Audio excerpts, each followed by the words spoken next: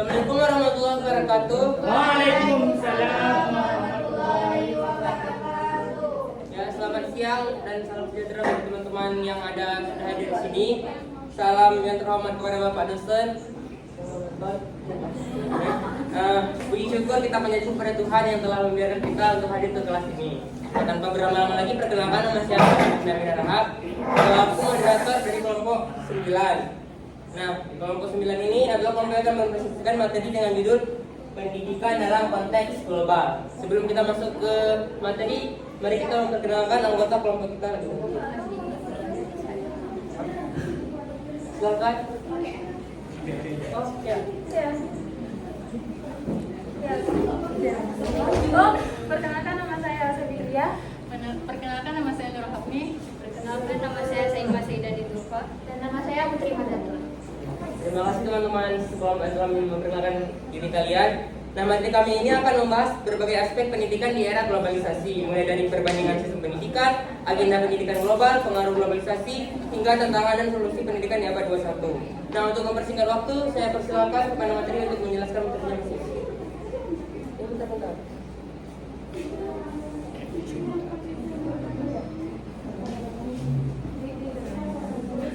Teman-teman, jadi pada zaman sekarang dunia berkembang dengan sangat cepat. Teknologi seperti internet, komputer pastinya sudah menjadi keseharian bagi kita. Jadi kita bisa mencari informasi, belajar dan berkomunikasi dengan orang luar, mungkin dari berbagai negara dengan mudah. Jadi dengan ini kita harus mampu menghadapi tantangan di masa depan. Kemudian pendidikan juga memiliki peran penting dalam membantu seseorang meraih cita-citanya dan menjadi pribadi yang berguna bagi masyarakat. Oleh karena itu, setiap negara berusaha meningkatkan kualitas pendidikannya agar menghasilkan generasi yang cerdas, kreatif, dan mampu bersaing di era global. Karena itulah kita perlu mempelajari dan mematikan sistem pendidikan di beberapa negara untuk mengetahui hal-hal baik yang dapat diterapkan di Indonesia.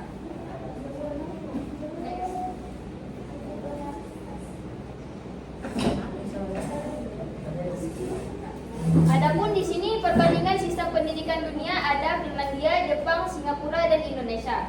Jadi di Finlandia pendidikan lebih mengutamakan kenyamanan dan kesejahteraan pada siswa. Jadi pembelajaran berpusat pada siswa, guru berperan sebagai fasilitator, dan penilaian tidak hanya akademik tetapi juga perkembangan karakter serta sosial siswa. Nah, jadi yang kedua ada Jepang. Pendidikan Jepang menanamkan disiplin, tanggung jawab, dan kerjasama, kerja keras sejak dini. Siswa dibiasakan menjaga kebersihan, menghormati aturan, dan juga memiliki etos kerja tinggi. Tetapi bukan hanya tentang kedisiplinan saja, melainkan mereka juga berfokus pada prestasi akademik. Kemudian Singapura. Pendidikan sangat memperhatikan prestasi akademik dan pemanfaatan teknologi. Siswa didorong untuk berpikir kreatif, memecahkan masalah, dan menguasai teknologi agar siap menghadapi perkembangan dunia yang semakin modern. Nah, yang terakhir Indonesia. Pendidikan di Indonesia menekankan nilai-nilai kebersamaan seperti gotong royong dan pendidikan karakter berbasis budaya sosial. Jadi, Indonesia masih menghadapi beberapa tantangan seperti perbedaan kualitas pendidikan di berbagai daerah dan juga keterbatasan fasilitas di berbagai sekolah. Jadi di sini dari perbandingan ini kita dapat belajar bahwa setiap negara memiliki kelebihan masing-masing. Emang di setiap negara itu tujuannya untuk mencerdaskan bangsa, tapi pastinya ada perbedaan cara mengajarnya.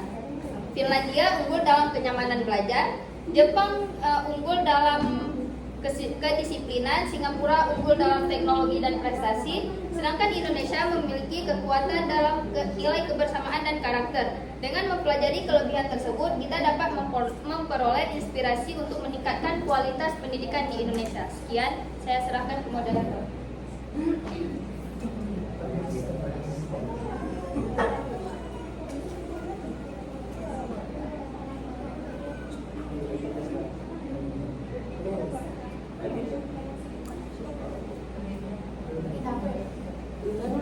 Baik, terima kasih kepada Samuel telah menjelaskan materi perbandingan pendidikan global tadi. Dari materi yang disampaikan oleh Samuel, kita dapat melihat bahwa setiap negara itu punya karakteristik pendidikan yang berbeda. Finlandia itu lebih fokus kepada kenyamanan siswa, Jepang lebih fokus pada disiplin, Singapura mengutamakan daya saing global, dan Indonesia masih berupaya meningkatkan kualitas dan pemerataan pendidikan di berbagai daerah. Nah, selanjutnya kita akan memasuki ke pembahasan agenda pendidikan global. Mari kita simak penjelasan dari teman kita. Oke, terima kasih kepada moderator yang telah memberikan saya kesempatan untuk menjelaskan mengenai agenda pendidikan global. Sebagaimana kita tahu bahwasannya agenda pendidikan global itu adalah goals yang ingin dicapai di tahun 2030 mendatang. Nah, dari salah satu jurnal yang saya baca dari United Nations, The Sustainable Development Goals Report 2025. Jadi di sini mereka memiliki 17 poin atau 17 goals di dalam jurnal ini. Dan di salah satu goals mereka adalah mengenai quality of education, yaitu kualitas pendidikan kita nih. Jika tidak salah saya itu ada di halaman 16, dan pada poin pertama di situ dijelaskan bahwasannya education is vital for sustainable development. Jadi ini itu adalah sesuatu yang sangat krusial dalam pengembangan pendidikan dan juga bahkan di dalam negara kita, karena ini menjadi potensi agar bagaimana negara kita akan menjadi ke depannya. Kemudian setelah itu pada poin kedua ada juga learning outcome are declining in many countries, although their literacy has improved modestly, hundreds of million people remain illiterate. Jadi di sini tuh meskipun di era kita sekarang ini sudah banyak yang terliterasi, apalagi kita sekarang dengan dunia digital yang kita bisa mendapatkan banyak informasi hanya di dalam genggaman tangan, namun tidak sedikit pula orang yang tidak terliterasi di sini. Dan mostly dari yang saya baca bahwa yang banyak terliterasi adalah berasal dari kalangan-kalangan muda, sedangkan seharusnya di dalam kehidupan kita yang sosial ini seharusnya literasi itu termasuk ke dalam semua kalangan. Kemudian di poin ketiga mereka yaitu goal 4, country must prioritize inclusive policies and financial systems to address success. Jadi di sini ini nggak cuman peran kita sebagai masyarakat yang harus meliterasi diri kita sendiri, tapi juga peran-peran pemerintah, pendidik, ini juga sangat berperan penting dalam agenda pendidikan global.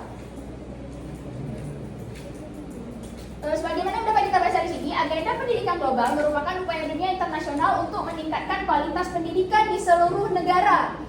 Program ini dipandu oleh SDG Goals 4 yang bertujuan menjamin pendidikan yang inklusif, berkualitas, dan merata bagi semua orang tanpa membedakan latar belakang ekonomi, sosial, budaya, maupun kondisi fisik.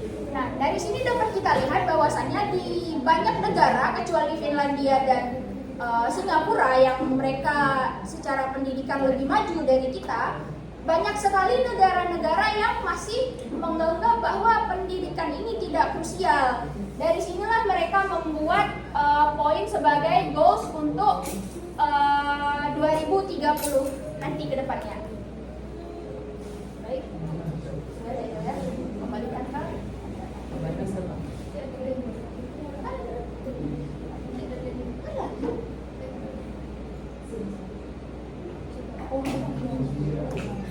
Oke, selanjutnya ada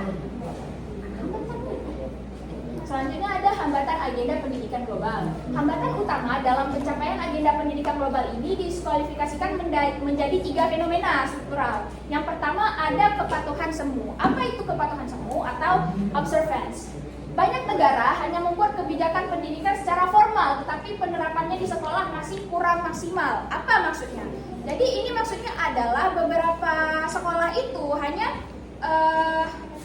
menjalankan pendidikan ya sesuai kurikulumnya aja, sedangkan yang dibutuhkan oleh tiap siswa itu berbeda. Ada siswa yang mungkin butuh perhatian ekstra, ada siswa yang mungkin dia agak lebih sulit menangkap pelajaran. Nah, yang kedua ada yang namanya pengabaian sistematik atau omission. Kelompok rentan seperti anak miskin dan penyandang disabilitas masih sering kurang mendapatkan akses pendidikan yang layak. Jadi di sini sebagaimana yang kita tahu bahwasannya contoh seperti anak-anak disabilitas, kita menganggap bahwa anak disabilitas itu ya tempatnya adalah di sekolah luar biasa. Sedangkan di mana sekarang pendidikan kita menuntut bahwa untuk sekolah-sekolah reguler juga merangkul anak-anak dengan disabilitas ini. Tapi sayangnya untuk di sistem pendidikan kita di Indonesia, untuk sistem yang ini kurang didukung, di mana apabila kita menerapkan sistem ini menyayangkan juga kepada para penyandang disabilitas karena mereka tidak mendapatkan sesuatu yang layak mereka dapatkan. Kemudian yang terakhir ada yang namanya pengaburan makna kebijakan atau obfuscation. Pendidikan inklusif sering hanya menjadi formalitas tanpa fasilitas dan kesiapan guru yang memadai. Ya seperti saya bilang tadi, apa sih maksudnya tanpa fasilitas? Padahal kalau kita lihat di sekolah ada kok fasilitasnya, ada meja, ada papan tulis. Tapi fasilitas yang dimaksud di sini adalah fasilitas yang dibutuhkan siswa. Contoh seperti anak disabilitas tadi mungkin seperti tunarungu, kita ambil saja sebagai contoh. Apa sih fasilitas yang mereka butuhkan? Ya tentunya orang yang bisa menjadi sahabat berbicara mereka untuk mentranslatekan apa yang mereka tidak paham. Itu juga salah satu, itu juga masuk ke dalam salah satu bentuk fasilitas. Baik, terima kasih kepada Marza telah menjelaskan tentang agenda pendidikan global dan hambatan agenda pendidikan global. Seperti yang kita tangkap, kalau agenda pendidikan global itu adalah upaya bersama masyarakat internasional untuk mewujudkan pendidikan yang inklusif, berkualitas, dan merata bagi seluruh masyarakat tanpa membedakan. Dan dijelaskan juga tadi hambatan dari agenda ini. Nah, kita masuk nih ke materi berikutnya, yaitu pengaruh globalisasi terhadap pendidikan yang akan dijelaskan oleh teman kita. Silakan disimak teman-teman. Baik, saya akan menjelaskan tentang pengaruh globalisasi terhadap pendidikan. Nah, globalisasi ini membawa perubahan berat dan besar dalam dunia pendidikan melalui perkembangan teknologi, informasi, dan juga komunikasi. Nah, perubahan ini itu memberikan peluang sekaligus juga tantangan bagi sistem pendidikan kita. Yang pertama ada perubahan dalam pola pengajaran. Nah, pembelajaran menjadi lebih modern dan juga memanfaatkan internet sebagai media pembelajaran dan juga media digitalnya. Yang kedua ada penyesuaian kurikulum. Nah, kurikulum ini disesuaikan dengan kebutuhan zaman sekarang dan juga keterampilan pada abad ke-21. Yang ketiga ada tuntutan pasar kerja. Nah, pendidikan dituntut menghasilkan lulusan yang memiliki keterampilan dan juga daya saing yang tinggi. Yang keempat ada pergeseran nilai dan komersialisasi pendidikan. Nah, komersialisasi dapat menyebabkan komersialisasi pendidikan dan penggunaan teknologi yang berlebihan. Yang kelima ada perubahan kebijakan dan pengelolaan pendidikan. Lembaga pendidikan perlu terus berinovasi dan juga mampu bersaing secara global. Baik, saya serahkan kepada moderator. Baik, terima kasih Elsa telah menjelaskan tentang pengaruh globalisasi terhadap pendidikan. Dari penjelasan ini kita dapat paham kalau globalisasi itu memberikan pengaruh yang besar terhadap dunia pendidikan, baik dalam metode pembelajaran, kurikulum maupun tuntutan dunia kerja. Nah, selanjutnya saya akan menjelaskan tentang pendidikan untuk pembangunan berkelanjutan atau Education for Sustainable Development yang disingkat ESD.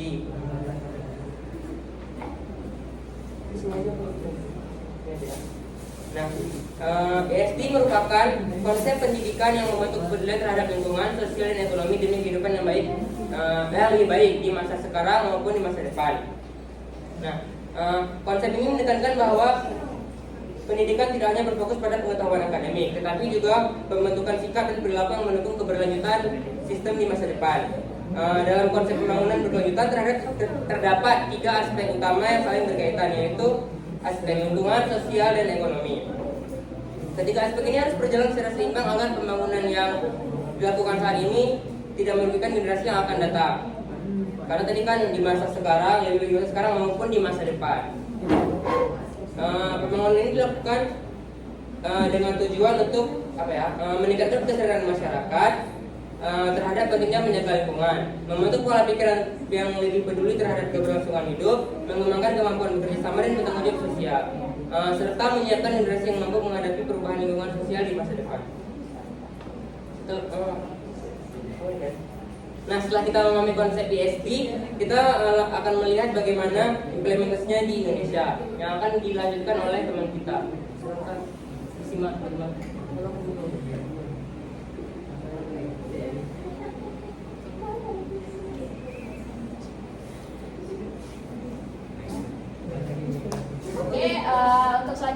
implementasi pendidikan akan diambil alih lagi oleh saya.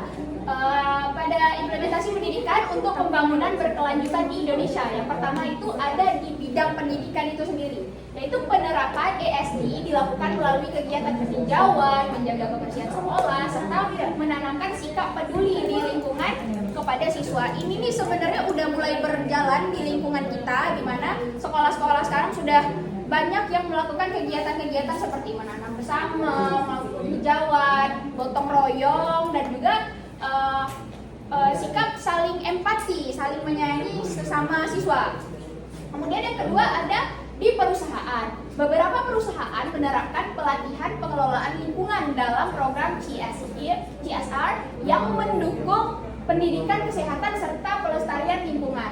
Nah, dalam lingkungan perusahaan ini mungkin dalam ruang lingkup kerja ya, di mana dalam pikiran kita mungkin yang belum masuk ke dunia kerja, pasti mereka kerjanya ya cuma kerja aja. Enggak, mereka juga melakukan beberapa hal untuk mendorong implementasi pendidikan ini untuk pembangunan berkelanjutan di Indonesia. Kemudian selanjutnya ada di lingkungan masyarakat. Masyarakat menerapkan budaya gotong royong untuk menjaga kebersihan dan mendukung pembangunan lingkungan yang berkelanjutan. Ini juga hampir tiap tahun, mungkin memang tiap tahun pasti diadakan setiap mau lebaran, setiap mau maulid, itu pasti hampir semua desa itu melakukan yang namanya gotong royong. Dan dari yang saya perhatikan sendiri itu pun masyarakatnya juga antusias untuk mengikuti kegiatan ini. Kemudian yang keempat ada peluang penerapan pembangunan berkelanjutan.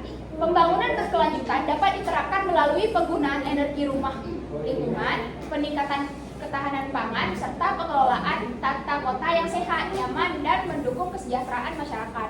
Di sini nih kita bisa lihat bahwa ini nih nggak cuman aspeknya tuh dari apakah dari pemerintah, dari masyarakat, kita di sini saling membantu. Bahkan dari lingkungan terkecil pun, dari dalam ruang lingkup rumah kita sendiri juga kita bisa mendukung hal ini.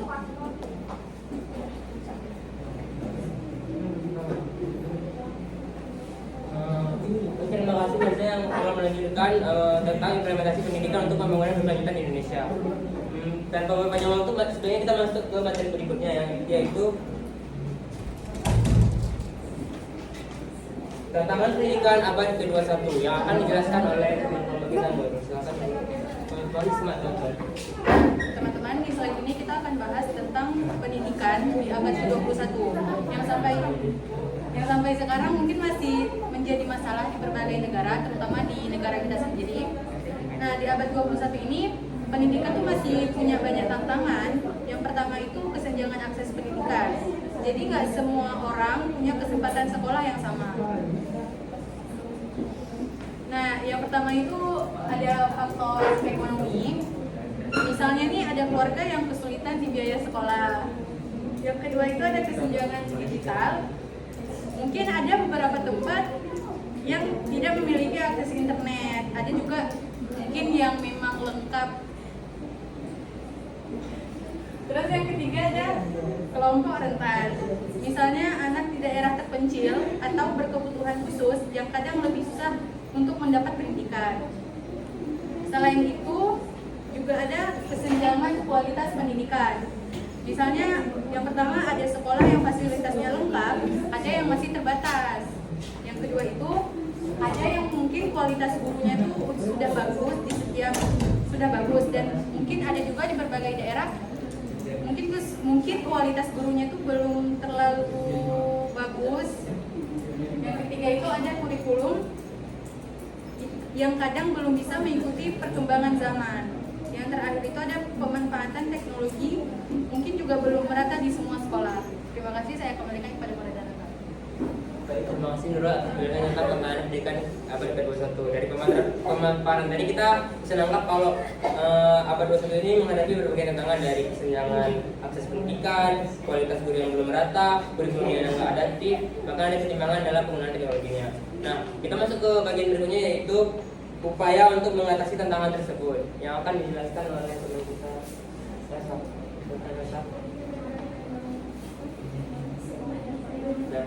Mohon disimak pemaparannya teman-teman.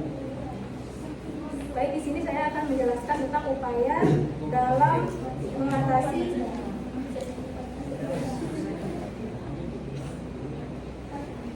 kesenjangan dalam pendidikan global ini. Nah, pada slide ini kami membahas beberapa upaya yang dapat dilakukan untuk mengurangi kesenjangan pendidikan agar seluruh masyarakat memperoleh kesempatan belajar yang sama. Nah, yang pertama itu ada pemerataan infrastruktur pendidikan. Nah, pemerintah itu perlu memastikan bahwa seluruh daerah itu memiliki fasilitas pendidikan yang memadai serta ruang kelas yang banyak, akses internet yang lebih luas dan perpustakaan dan sarana pembelajaran lainnya. Yang kedua ada pelatihan dan peningkatan kapasitas guru. Nah, guru merupakan faktor penting dalam keberhasilan pendidikan. Oleh karena itu, guru perlu mendapatkan pelatihan agar mampu mengikuti perkembangan teknologi dan metode pembelajaran modern ini. Yang ketiga ada peningkatan beasiswa dan juga bantuan finansial. Nah, beasiswa dan bantuan pendidikan diperlukan untuk membantu siswa yang memiliki keterbatasan ekonomi agar tetap dapat melanjutkan pendidikan yang lebih layak. Yang keempat ada reformasi kurikulum. Kurikulum perlu terus diperbarui agar sesuai dengan perkembangan zaman dan juga kebutuhan masyarakat sekarang. Pembelajaran sebaiknya tidak hanya berfokus pada hafalan, tetapi juga pengembangan kemampuan berpikir kritis dan juga kreativitas. Kurikulum juga harus mampu mempersiapkan siswa menghadapi tantangan masa depan nantinya. Yang kelima ada pemanfaatan teknologi. Nah, teknologi dapat membantu pemerataan pendidikan melalui pembelajaran digital dan juga akses informasi yang lebih luas. Siswa di daerah terpencil itu biasanya dapat mengakses materi pembelajaran secara online. Nah, teknologi membantu proses belajar menjadi lebih efektif dan juga lebih fleksibel. Yang keenam ada kolaborasi berbagai pihak. Permasalahan pendidikan tidak hanya dapat diselesaikan dengan pemerintah saja, tetapi juga memerlukan kerjasama antara pemerintah, sekolah, keluarga, dan juga masyarakat kita. Dukungan orang tua ini sangat penting dalam keberhasilan pendidikan anak. Kerjasama berbagai pihak dapat membantu meningkatkan kualitas pendidikan secara menyeluruh. Baik, terima kasih Elsa dengan penjelasan tentang upaya mengatasi kesenjangan yang tadi. Nah, berdasarkan dari materi yang dijelaskan oleh Elsa, kita bisa tahu kalau upaya mengatasi kesenjangan itu terdapat pada pemerataan infrastruktur, pelatihan dan peningkatan kapasitas guru, peningkatan beasiswa dan bantuan, reformasi kurikulum, dan beberapa lainnya. Nah, kita masuk ke materi berikutnya yaitu krisis pembelajaran dan hanya literasi global. Apa jadi kok teman-teman, sabar ya. Silakan materi berikutnya, Monisma. Nah, selanjutnya saya akan membahas tentang krisis pembelajaran dan rentasnya literasi global. Nah, penyebabnya itu ada 4. Yang pertama, kualitas pendidikan yang belum merata, kemiskinan dan ketimpangan sosial, terus kurangnya akses teknologi, dan yang terakhir ada dampak pandemi dan konflik global yang sempat mengganggu proses belajar. Dan dampaknya itu cukup besar. Yang pertama itu mungkin keterampilan dasar seperti membaca dan memahami informasi menjadi rendah. Terus yang kedua, itu mungkin bisa sulit bersaing di dunia kerja. Yang ketiga, kemiskinan dan kesenjangan sosial bisa semakin meningkat. Nah, dan solusinya itu mungkin yang pertama reformasi dan perbaikan sistem pendidikan. Yang kedua, penguatan literasi digital. Dan yang terakhir, pengembangan keterampilan abad ke-21 seperti berpikir kritis, kreatif, komunikasi, dan kolaborasi. Terima kasih, saya kembalikan kepada moderator. Baik, terima kasih Nurulani untuk penjelasan tentang krisis pembelajaran dan hanya literasi global. Kita dapat menyimpulkan kalau krisis pembelajaran literasi global itu disebabkan oleh kualitas tidak merata, kemiskinan, ketimpangan sosial, kurangnya akses teknologi, dampak pandemi, dan beberapa hal lainnya yang dijelaskan tadi. Nah, kita masuk ke bagian berikutnya yaitu pertimbangan teknologi dalam pendidikan. Elsa, silakan Elsa.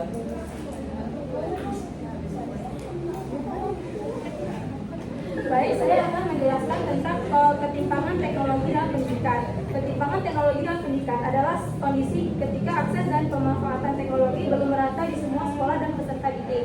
Perkembangan teknologi itu memang membantu proses pembelajaran, tetapi masih banyak daerah yang mengalami keterbatasan fasilitas dan juga akses internet. Penyebab ketimpangan teknologi antara lain yang pertama ada kesenjangan ekonomi. Tidak semua keluarga itu mampu menyediakan perangkat belajar dan kuota internet yang diperlukan oleh anak maupun siswa. Yang kedua ada infrastruktur internet terbatas.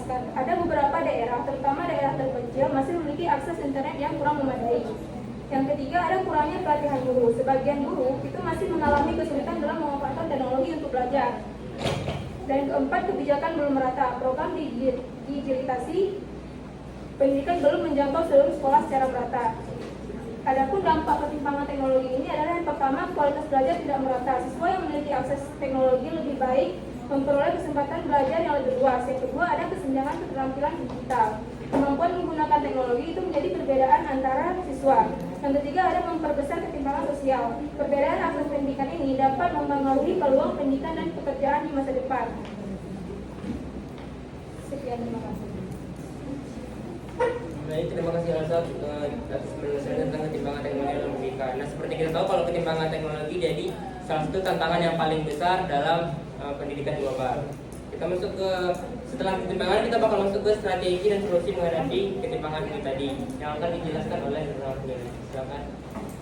Nah, di sini saya akan menjelaskan tentang strategi dan solusi menghadapi tantangan global pendidikan. Nah, untuk menghadapi tantangan tadi ada beberapa strategi yang bisa dilakukan. Yang pertama itu ada pembelajaran inovatif dan blended learning. Nah, jadi mungkin pelajarannya itu bisa digabung antara tatap muka dan teknologi. Yang kedua itu ada pengembangan riset pendidikan.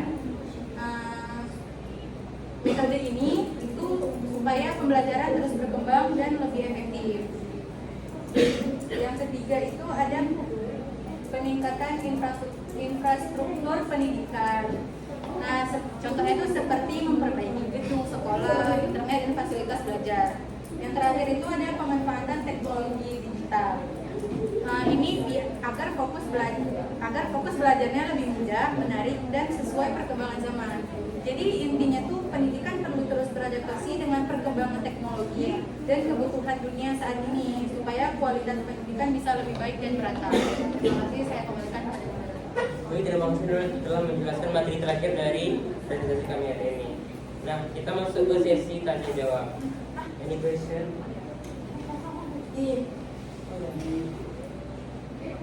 Berapa ya? Cuma 3 ya? Ulang. Ya, turunin Safwan. Ya. 1, 2. Belum. 1, 2, 3. Udah nggak? Aku nggak yang kalah.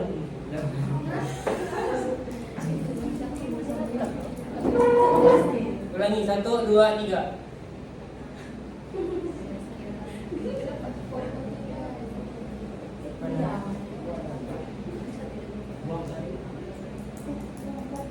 Bukan yang nomor terakhir, siapa yang belum pernah nanya? Biar lagi. Semua orang pernah. Ini lo berapa? Tadi 3 udah. 3 kan? 7. Jadi tadi nggak ada. Enggak, yang tadi nanya. Kelompok 2 tadi nanya. Tadi berapa? 3 tadi udah nanya. Udah boleh. Udah. Ini 5 sama 4 kan? Kalau 4 kan? Udah berapa? Safwan, skip aja. Udah pernah nanya. Kasih kesempatan yang lain untuk ini. Ya, Safwan next class. Iya betul. Kapan?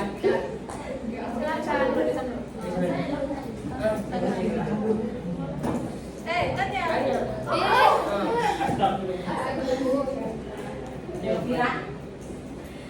Assalamualaikum warahmatullahi wabarakatuh. Waalaikumsalam warahmatullahi wabarakatuh. Perkenalkan, nama saya Servasi Alvira. Saya perwakilan dari kelompok 4. Saya ingin bertanya, kalau teknologi semakin berkembang, apakah peran guru akan tergantikan?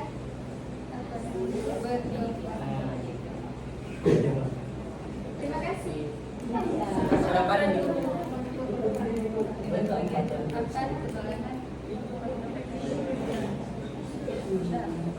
Silakan.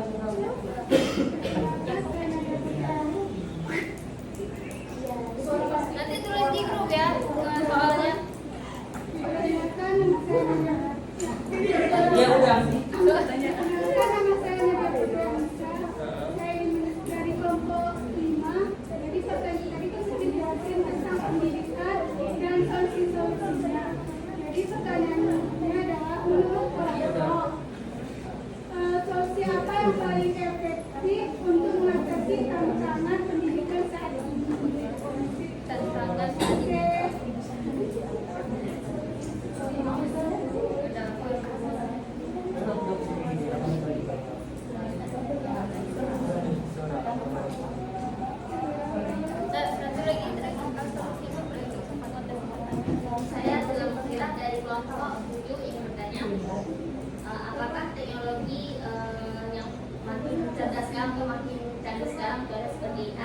yang sering digunakan oleh guru atau anakmu di dalam kelas, apakah sudah bisa membuat anak murid makin cerdas atau malah justru membuat anak murid malas berpikir?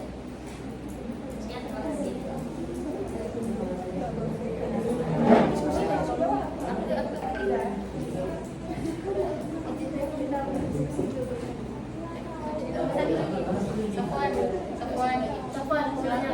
Ini Pak, biar pas satu lagi. Empat boleh.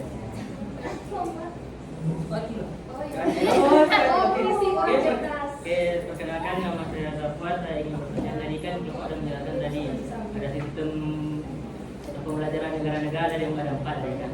Dari keempat sistem tersebut mana sistem yang paling bagus untuk para pembelajaran itu?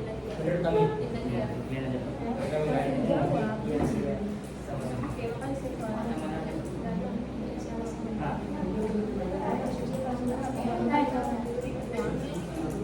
Baik teman-teman, banyak teman-teman untuk berdiskusi. Kirim pertanyaannya ke guru ya. Limpul.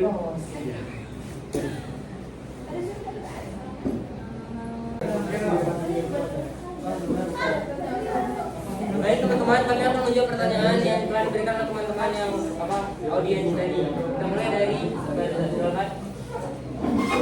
Oke, untuk pertanyaan pertama akan dijawab oleh saya. Tadi seingat saya pertanyaannya adalah apakah AI seperti AI itu akan menggantikan peran guru di lingkungan sekolah? Apakah benar?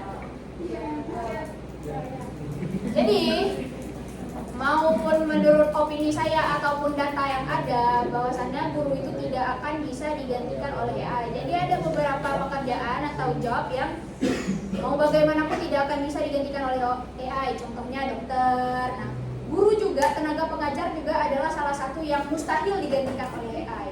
Mungkin dalam bidang akademisnya untuk memberikan pelajaran, memberikan ilmu itu bisa digantikan, tapi sebagaimana yang kita tahu bahwa AI itu tidak punya yang namanya emosi, sedangkan di dalam kelas itu, di dalam forum belajar kita dibutuhkan yang namanya emosi, kita butuh bonding, kita butuh pengertian terhadap antara guru dan siswa, kita juga ada yang namanya pendekatan psikologis. Jadi ini bukan sesuatu yang bisa digantikan oleh AI.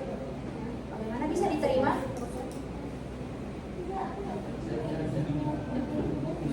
Baik, berikutnya dilanjutkan oleh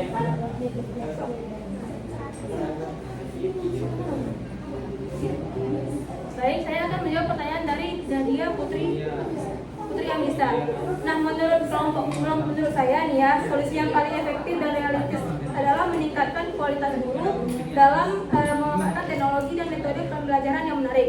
Saat ini kan banyak tuh sebenarnya sekolah itu yang sudah memiliki akses internet dan juga media digital yang sudah meningkat, tetapi banyak guru yang masih kayak menjelaskan sampai anak-anak muridnya tuh bosan gitu ya. Harusnya yang harus ditingkatkan itu adalah guru itu bisa membuat kayak video pembelajaran gitu, langsung ada visualnya. Terus juga atau contohnya seperti guru dapat menggunakan video pembelajaran atau kuis interaksi seperti quizzes atau diskusi berbasis proyek, sehingga siswa itu lebih aktif dan tidak mudah bosan. Dengan demikian teknologi yang dapat benar-benar mendukung peningkatan kualitas belajar siswa. Selanjutnya ditambahkan oleh Saya akan menambahkan jawaban dari Elsa.